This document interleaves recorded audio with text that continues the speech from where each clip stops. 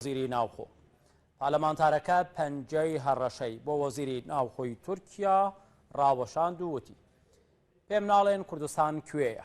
ئەفکان ئالا وەزیری ناوخۆی تورکیا بێدەنگی هەڵبژارد وەڵامی ئەندام پارلەمانتارەکەی مەهەپەی نەدایەوە. لابرێ و حەسیب کاپڵان ئەندام پارلەمانی هادەب وەڵامی دایەوە و دەمەقاڵە لە نێویاندا دروست بوو. وەزیری ناوخۆی تورکیا بۆ بەشداریکردن لە کۆبوونەوەی کۆمیسیۆنی پلان و بودجەی ساڵی 2015 چوو بووە پارلەمان. بەڵام بابەتی کۆبوونەوەکە لە بودجەوە گۆڕا بۆ پێشمەرگە و کوردستان.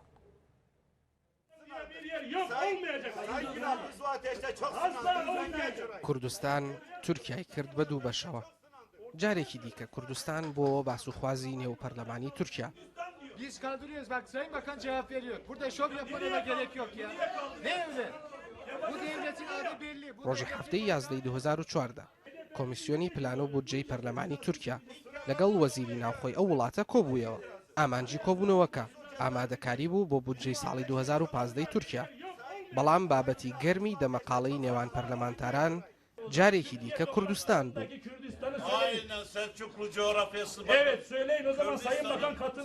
دیسان ئەندام پەرلەمانەکانی پارتی بزوتنەوەی نەژادی مەهەپە تێپەڕینی پێشمەرگان بە سنووری تورکیادا بۆ کۆبانێ بە کارەساتێکی گەورە ناوبردوو بە پاساوی ئەوەوە هێرشیان کردە سەر وەزیری ناوخۆ.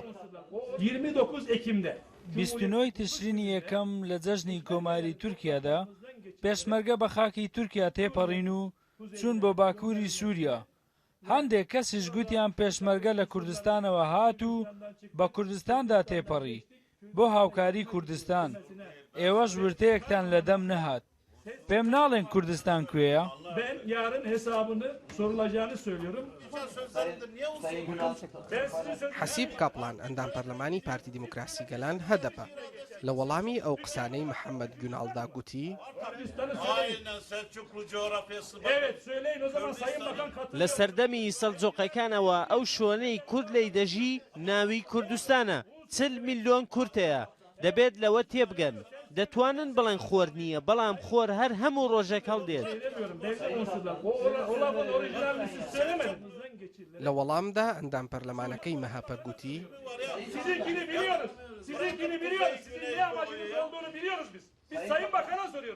لەگەڵ تۆم نییە.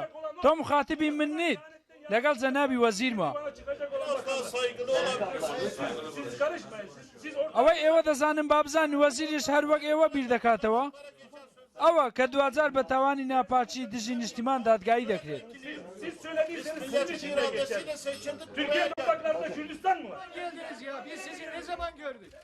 گوناڵ بەوە نەوەستا و گوتی هەر کەسێک بڵێت لە ناو تورکیا کوردستان هەیە تیرۆریستە. ئەندام پەرلەمانەکانی دیکەی مەهەپەش پارتیداد و گەشەپێدانی دەسەڵاتداریان بە ناپاکی تۆمەتبار کرد بە پاساوی هاوکاریکردنی پێشمەرگە.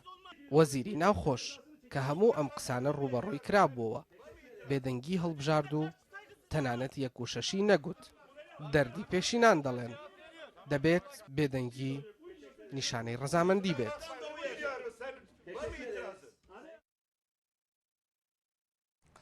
لە تورکیا لەسەر ئاستی فەرمی پرۆسێسی ئاشتی و چارەسەری هەیە بەڵام پێدەچێت لەسەر ئاستی شەقام و هەندێک خەڵکی بەرپرسیشدا پرۆسەکە هەزمکردنی ئاسان نەبێت. ئەو شاندەی بە نوێنەرایەتی قەندیل و هادە پرۆسەی چارەسەری لەگەڵ حکوومەتی تورکیا بەڕێوابن لەگەڵ یاڵچین ئاگدۆغان یاریدەدەری سەرۆک وەزیرانی تورکیا کۆبوونەوە. شاندەکە ڕاگەیان قۆناغی ڕێکەوتن پەلەی لێ دەکرێت. دوای کۆبوونەوەی شاندەکە ئیدریس بالوکەن ئەندامی شاندەکە لە هادەب گوتی هەردوو لایان هاوڕابوون لەسەرەوەی تا پرۆسەکە درێژەی هەبێت دەبێت دەواازەکانی گفتوگۆ کراوە بن بە تایبەتە و کاتانەی کە پرۆسەکە ئاڵۆزی تێدەکەوێت و دەکەوێتە تەنگانەوە. هەردوو لا لەسەر ئەوە موکڕ بوون دەبێت قۆناغی ڕێکەوتن پەلەی لێ بکرێت. بالوکەن ڕاگەیاند ڕۆژێکی دیاریکراو نییە بۆ چوونیان بۆ ئێمیرالی بەڵام هیچ بربەستێک لە بەردەم چوونیاندا بۆ ئێمیرالی نییە. بەهۆی خۆپیشاندانەکانی مانگی دەی ئەمساڵ لە تورکیا بۆ پشتیوانیکردن لە کۆبان نزیکەی 40 کەس گیانیان لەدەستدا. بەو هۆیەوە پرۆسەی ئاشتی ماوەیەک وەستا و گەیشتە لێواری کۆتایی هاتن.